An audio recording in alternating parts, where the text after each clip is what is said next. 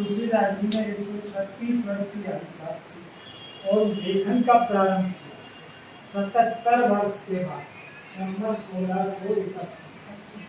ठीक है, आज भी लोग 100 वर्ष के हो गए हैं। चलो 77 नहीं तो 70 में वो काम कर सकते हैं क्या? तुलसीदास जी ने एक नहीं 12 13 और चाहे रामायण की चौपाई हो, दोहा हो, सोरठा हो, छंद हो, एक विषय को उसमें केवल एक शब्द की बात कर रहा हूँ। समय थोड़ा आपको 10 मिनट कर दूंगा। सवाल है सर हमारा कि आप कौन समझ रहे हैं? तो देखिए भगवान तुलसीदास जी का जो कार्य क्षेत्र भगवान का ध्यान किया, सब कुछ चित्र बोलता है, क्योंकि ये जो है हमारा औषधि का कार्य करते हैं। यदि हम उनको अपने जीवन में अध्ययन करें, ग्रहण करें, तो निश्चित रूप से हम अपने जीवन को, अपने समाज को, अपने देश को एक नई दिशा दे सकते हैं और जीवन को जो है समृद्ध बना सकते हैं। गोस्वामी तुलसीदास जी के जन्म के विषय में सामान्यतः जानकारी सभी को है। 1554 संवत में बांदा जिले के राजपुर ग्राम में इनका जन्म हुआ। पिता का नाम श्री आत्माराम दुबे एवं माता का नाम तुलसी था और बनारस गंगा के तट पर रहकर के इन्होंने राम भक्ति का अपना परचम लहराया।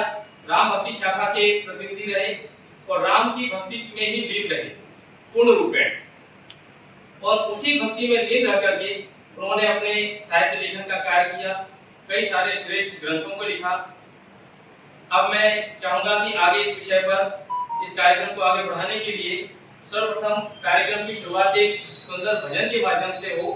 तो मैं अपने विद्यालय के बाबूजी आदरणीय श्री गंगाराम बाबूजी से मैं अनुरोध करूंगा कि वो एक भजन। सर हिंदी का शब्द समझ चाहिए तो रामायण तुलसीदास जी के साहित्य को कुछ नहीं तो रामायण की चौपाई में उसका स्वतः जो है हिंदी का पढ़ा माया रामायण होती है। अधिकांश लोग संपूर्ण लगाते हैं मंगल भवन मंगल आदि आप देखो कोई अलग कैसा कोई है क्या? अब अजय का बहुत से लोगों को अध्ययन मालूम है, आपको बहुत से लोगों को नहीं। अजय क्या है और अजय क्या? अजय क्यों नहीं लिखा तुलसीदास जी ने? अजय क्यों लिखा? ये तो इसलिए लिखा कि वो जो प्रसंग है भगवान राम जो है इसके आने इसके आने में खुद है, इसलिए आप पूरे रामायण का प्रारंभ हो रहा है मंगलाचरण है। उसमें क्या कहा? चौपाई है इसका आधारी है जो हर और फसाऊ जो हर और फसाऊ माने सिद्धि गौर माने गौराई फसाऊ फसाऊ का क्या अर्थ है? आप लोग बुंदेलखंड से भी होंगे, हो सकता है कुछ बाहर से। फसाऊ का अर्थ बताइए। सामान्य रूप से फसाऊ माने प्रसन्न। अगर हमारे ऊपर में आप प्रसन्न हैं कौन? हर गौर तो मैं प्रारंभ करूँ। अब देखिए मैं जरा दूसरे ढंग से उसका विश्लेषण कर रहा हूँ। हमारे यहाँ ग्रामीण क्षेत्र में जब गाय भैंस जो भी है वास्तव में बहुत ही आनंद देने वाली, हृदय को प्रफुल्लित करने वाली पंक्तियां रही। अवधेश के बालक चारि सदा तुलसी मन मंदिर में भी। तो निश्चित रूप से तुलसीदास जी कहते हैं कि राजा दशरथ के जो चारों बालक हैं वो हमारे हृदय में विहार कर रहे हैं, आनंद उत्पन्न कर रहे हैं, आनंद दे रहे हैं। अब मैं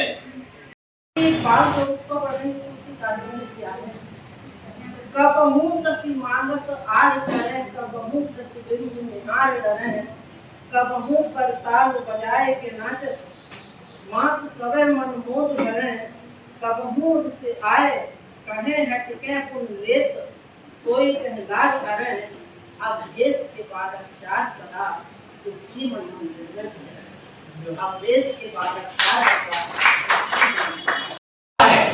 विभिन्न विषमताओं में, संसार की गतिविधियों में, संसार की रंगरेलियों में, लेकिन उसके ऊपर जो नियंत्रण करने वाली होती है वो बुद्धि होती है। वो उसको व्यक्ति को सन्मार्ग की ओर जाने के लिए प्रेरित करती है। बहुत अच्छी बात मैडम के द्वारा कही गई। अब मैं काफी लंबे समय से हम लोग जिनका इंतजार कर रहे हैं, बड़ी लालसा है जिनको सुनने के लिए, तो परम श्रद्धेय आदरणीय पाठक जी से मैं विनम्र निवेदन जो भी होता है अब इसके समय में शुद्ध है